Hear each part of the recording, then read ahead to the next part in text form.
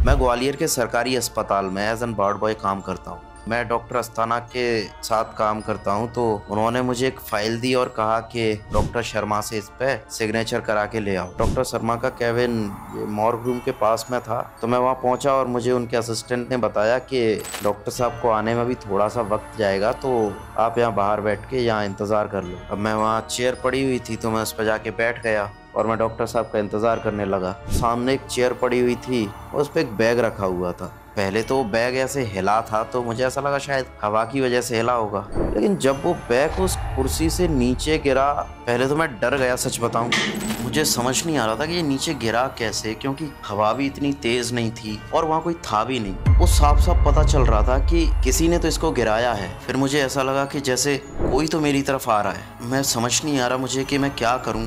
मैंने डॉक्टर साहब के असिस्टेंट को आवाज़ लगाई, लेकिन मेरी आवाज़ कोई सुन ही नहीं पा रहा था। मैं वहाँ से भागने की कोशिश कर रहा था, लेकिन मैं इतना डरा हुआ था कि मैं अपनी चेयर से उठने की हिम्मत भी नहीं कर पा रहा था। फिर जैसे ही मुझे ऐसे लगा कि कोई अपना हाथ ना मेरे गर्दन तक लेके आ रहा है, मैं हड़बड़ाहट में उठा, मैंने वो चेयर को धक्का मारा और मैं वो दरवाज़ा खोल के वहाँ से भाग गया। एक पल के लिए मुझे सच में कुछ भी समझ नहीं आया। और जब मैं वहाँ से भागा, फिर मेरा एक दोस्त है जो कि उसी हॉस्पिटल में वहाँ के सीसीटीवी रूम में काम करता है, वो सब देखता है। फिर उसने मुझे बताया कि ये जो मॉर्ग रूम है, इसके आसपास अक्सर सीसीटीवी कैमरे में देखा गया है कि कोई तो आदमी है जो रात को, दिन में भी कभी कभी कि कोई चलता हुआ ऐसे मिला हुआ है। वो चीज़ मेरे दिमाग में अभी भी है, और मैं कभी भी ऐसे अपने घर पर भी बैठता हूँ, वो थॉट मेरे को रैंडम आ जाता है, और जब वो थॉट आता है मैं पूरा पसीना पसीना हो जाता हूँ। वो जो घटना थी ना, वो मेरे दिमाग में इस तरह बस चुकी है ना कि वो निकल नहीं पा रही है मेरे दिमाग से।